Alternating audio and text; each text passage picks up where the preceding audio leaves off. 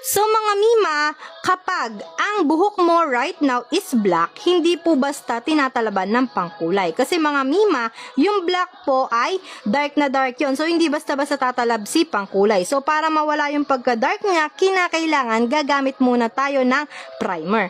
Ano nga ba si primer? Sa primer mga mi, meron tayong two options. Pwede kang mag-bleaching or dusting. Paano nga ba si bleaching? Si bleaching, mima, pagka nag-bleach kayo, talagang yung buhok nyo magiging light talaga yan. Pero, hindi po lahat ng hair color is kinakailangang i-bleach. Ang mga color lang na kinakailangan talagang i-bleach is yung mga shades of gray. Kasi yung shades of gray po is mahirap i-achieve. So, bleaching na talaga doon. Pero, kung ang mga ikukulay mo lang naman is honey tea brown, light copper, peach golden, ash blonde, yung mga color na ganyan is no need na siyang i-bleach. Ang pwedeng primer dyan is dust na lang. Sa dust, 12%. So, may mga nagtatanong, Madam, si dust po ba ay bleaching?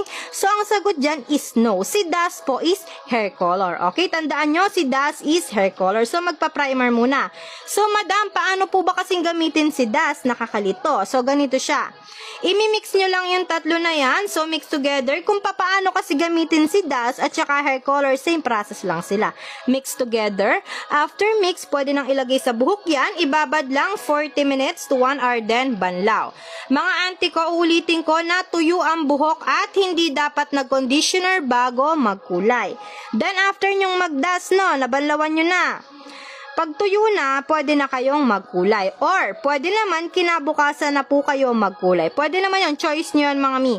And, kapag po ang buhok medyo mahaba, example, yung buhok nyo umabot na po ng hanggang bewang. So, mahaba na talaga. 3 set yon. Kapag naman ang buhok nyo hanggang bra, pwede kayo mag 2 bundles. Pero kapag short hair lang kayo hanggang leeg, pwedeng 1 set. So, mga mi, yung link nito nandyan sa yellow basket. Pwede nyo nang i-done. Check out. Go!